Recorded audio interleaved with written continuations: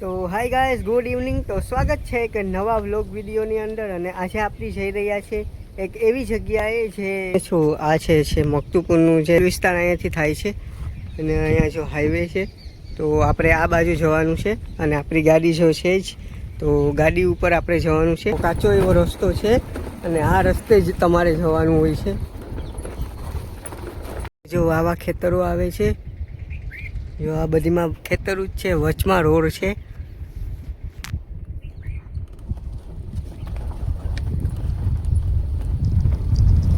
અને ત્યાં આપણી જો નીકળી ગયા છે મસ્ત ડ્રાઇવિંગ કરતા કરતા.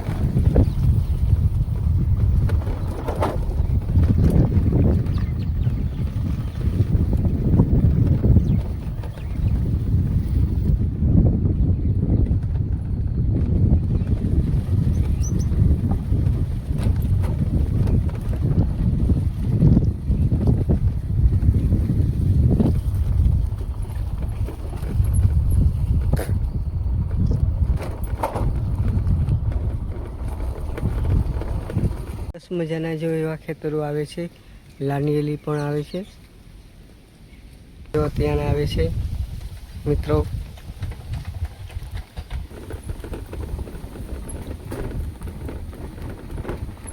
તો આવી રીતનો રસ્તો આવે છે મિત્રો. જો આવી રીતનો વ્યૂ છે મિત્રો, એક બાજુ ખેતરું છે અને જો આ વ્યૂ કેવો મસ્ત આમ લાગે છે ઝાડ. અને હજી આપણે આમ જવાનું છે. તો જો આ રસ્તો એક છે ને એક આ રસ્તો છે. તો મિત્રો આપણે થોડીક જ દૂર છે હવે. તો આપણે જે રસ્તેથી આવ્યા હતા એ રસ્તે જ જવાનું છે. તો હવે આગળ આપણે વધીએ છીએ. ચાલો તો હવે આગળ જઈએ છીએ મિત્રો.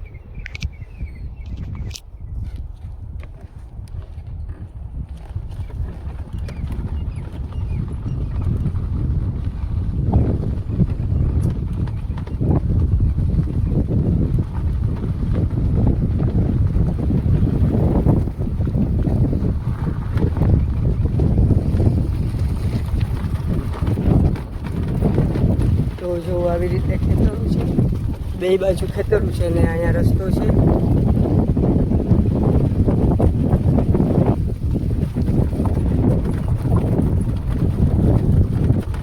તો મિત્રો જો આવું કંઈક છે અને થોડુંક છે હવે.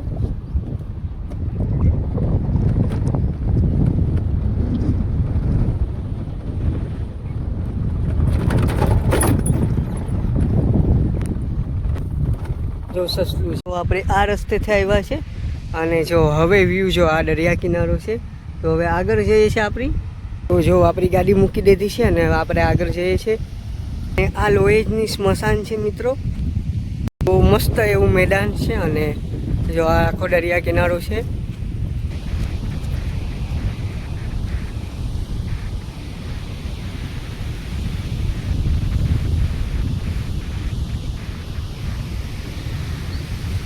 તો ગેબન્સા અને મિરીસાની જગ્યા છે, તમને સામે દેખાતી હશે. તો થોડુંક ઝૂમ કરું. જો આ ગેબન્સા અને મિરીસાની જગ્યા છે. તો મિત્રો આપણો આ નાસ્તો છે, ભજીયા છે. જો તમને બતાવું, ભજીયા છે અને ચટણી છે.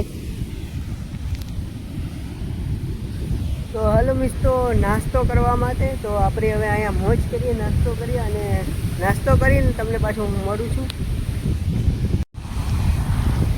તો સરસ મજાનો એવો નાસ્તો થઈ ગયો છે. અને હવે ત્યાં હવે તમને દરિયો બતાવીશ, દરિયાના મોજા કેવા છે એ બતાવીશ આ વ્લોગની અંદર. જો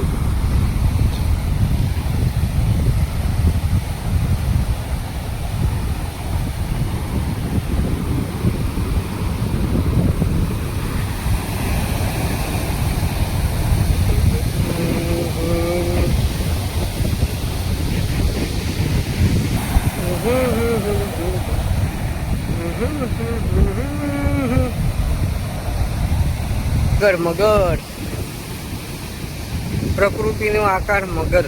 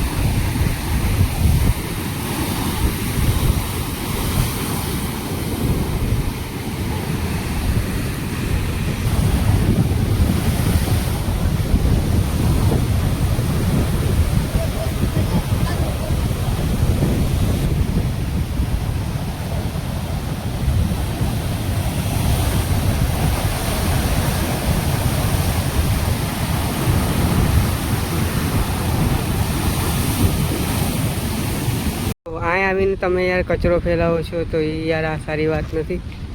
તો મિત્રો તમે કોઈ પણ જગ્યાએ પ્રકૃતિની અંદર હોય કે નદી હોય, નાળા હોય, તો આવી જગ્યાએ કચરો ફેલાવો નહીં. કચરો સાથે લઈ જાઓ. તો આવી એક નમ્ર વિનંતી છે. તો અત્યારે જસ્ટ જો આ ચારે બાજુ કચરો જ છે, જો આ બધી કચરો જ છે અને લોકો જો આવે છે કચરો ફેલાવે છે. તો ક્યાંથી તમે આવો છો? રહીજ ગામથી. ઓકે, એવું છે. તો અહીંયા ટ્રાફિક ક્યારે વધારે હોય? ટ્રાફિક હોય આપણે ભીમી ક્યારેક આવે. હમણાં 2 દિવસ પહેલા ગઈ ને, હા, ત્યારે ગામ આખું નાવા આવે. અહીંયા નાવા આવે? નાવા આવે. રામનવમી આખું ગામ આખું નાવા આવે. એમ છે ને? આમ બાકી આવે પિકનિક કરવા માટે? જાજા માણસો ક્યાંય આવે. એવું છે. આપણે આ ભાઈની વાત કરો ને, તો આ ભાઈ 24 કલાકમાંથી એમ થતું ને કે 10 કલાક જ એના ઘર પર એવું છે. આ ભાઈ હાલો તો મળીએ.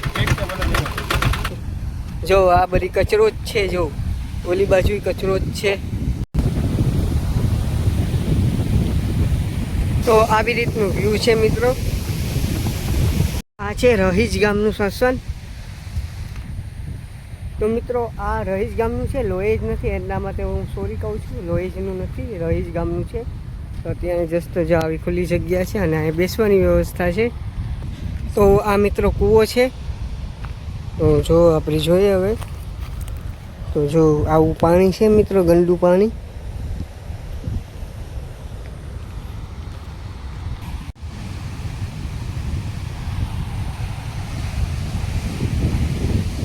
તો મિત્રો આવી ગયું છું હું ઐતિહાસિક ટાવર મેદાને, અને ટાવર મેદાને અમારા મિત્રો રમી રહ્યા છે.